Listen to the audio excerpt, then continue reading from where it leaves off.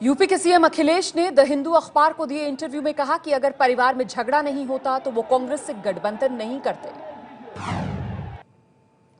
UP में शमशान और कब्रिस्तान पर सियासत गर्म है। मायावती ने प्रधानमंत्री मोदी के शमशान वाले बयान पर सवाल उठाया। पूछा कि अब बीजेपी की सरकार वाले राज्यों के हर गांव में बने हैं हिंदुओं के अलग शमशान। पीएम मोदी ने कहा था अगर यूपी में कब्रिस्तान बनते हैं तो शमशान भी बनने चाहिए। केंद्रीय मंत्री उमा भारती ने बरसाती मेंढक से की प्रियंका गांधी और डिंपल यादव की तुलना। कहा चुनावी मौसम में ही प्रचार के लिए निकलती हैं गांधी और यादव परिवार की बहु बेटियां। डिंपल का उमा भारती को जवाब। कहा सुर्खियों में बने रहने के लिए इस तरह के बयान दे रही हैं, हमारा नाम लेकर टीवी पर दिखना चाहती हैं। यूपी के रायबरेली में कांग्रेस के लिए वोट मांगने पहुंचे आरजेडी अध्यक्ष लालू यादव ने पीएम मोदी को गाली दी।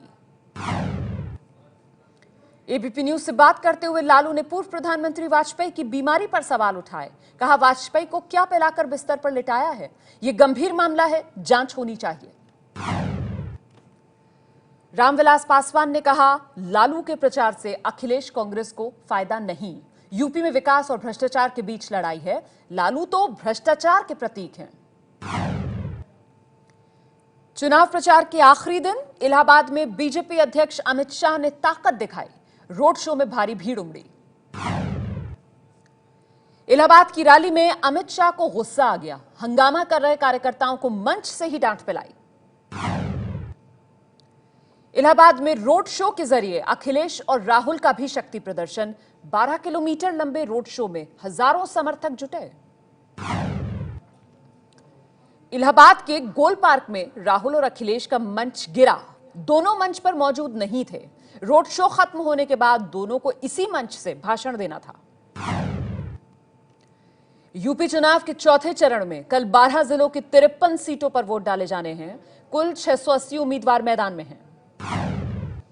बीजेपी सांसद वरुण गांधी के बागी सुर। कहा किसान चंद हजार रुपए के कर्ज की वजह से जान दे रहे हैं और 9,000 करोड़ का कर्ज लेकर विजय माल्या देश से भाग गया। इंदौर में कांग्रेस नेता के स्कूल के कार्यक्रम में पहुंचे वरुण गांधी ने रोहित वेमुला की खुदकुशी का मुद्दा भी उठाया। कहा वेमुला का सुसाइड नोट पढ़कर रोना आ गया था। विपक्ष इस मुद्दे पर मोदी सरकार को घेर चुका है। मऊ के खालिशपुर गांव में मायावती की रैली के लिए कई बीघे में लगी गेहूं की हरी फसल काट दी गई। किसानों ने नहीं जताया ऐतराज। बीजेपी अध्यक्ष अमित शाह आज गोरखपुर में करेंगे प्रचार। खजनी और सरैया में रैली होगी। प्रचार में अखिलेश ने ताकत झोंकी। आज बहराइच, श्रावस्ती और गोंडा में 7 सभाएं करेंगे। बीएसपी अध्यक्ष मायावती की दोपहर 1 बजे सिद्धार्थनगर में रैली होगी। दोपहर 2 बजे फैजाबाद में भी सभा करेंगी। बीएसपी के बाहुबली मुख्तार अंसारी को पैरोल दिलाने के लिए कोर्ट में पैरवी कर रहे कांग्रेस के कपिल सिब्बल और सलमान खुर्शीद चुनाव में बीएसपी और अखिलेश कांग्रेस गठबंधन आमने सामने है। जेल में बंद मुख्तार अंसारी बीएसपी के टिकट पर चुनाव लड़ रहे हैं। लोअर कोर्ट से प्रचार के लिए पैरोल मिली थी, लेकिन चुनाव आयोग के एतराज के बाद दिल्ली हाईकोर्ट ने इस पर रोक लगा दी है। 20 साल पहले हुए गाजियाबाद के भोजपुर एनकाउंटर केस में आज 4 दोषी पुलिस वालों को सुनाई जाएगी सजा। प्रमोशन पाने के लिए 4 बेगुनाहों का एनकाउंटर किया था। आम्रपाली डेवलपर्स को सुप्रीम कोर्ट से झटका। फ्लैट खरीदारों के मुआवजे की मांग वाली अर्जी खारिज नहीं होगी। नोएडा सेक्टर 45 के सफायर प्रोजेक्ट में सुविधाओं की कमी को लेकर खरीदारों ने 4 करोड़ का मुआवजा मांगा है। मुंबई के बीएमसी चुनाव में वोटिंग का 25 साल का रिकॉर्ड टूटा। बीएमसी में 55% वोटिंग हुई है। 1992 के बाद पहली बार 50% से ज्यादा वोटिंग।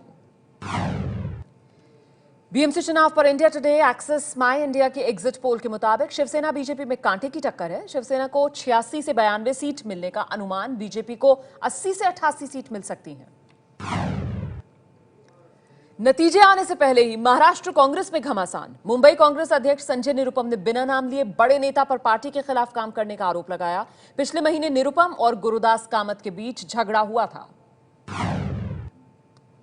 अक्सर विवादों में रहने वाली लेखिका शोभा डे को मुंबई पुलिस ने लताड़ा। मुंबई में चुनाव के दौरान फोटो ट्वीट कर मुंबई पुलिस का मजाक उड़ाया था। दरअसल शोभा डे ने एक मोटे शख्स को मुंबई पुलिस के सिपाही दिखाते हुए लिखा था, मुंबई में हेवी बंदोबस्त। जवाब में पुलिस ने कहा, हमें भी दो अर्थी बातें बोलना पसंद है, लेकिन आपने गलत जानकारी दी है।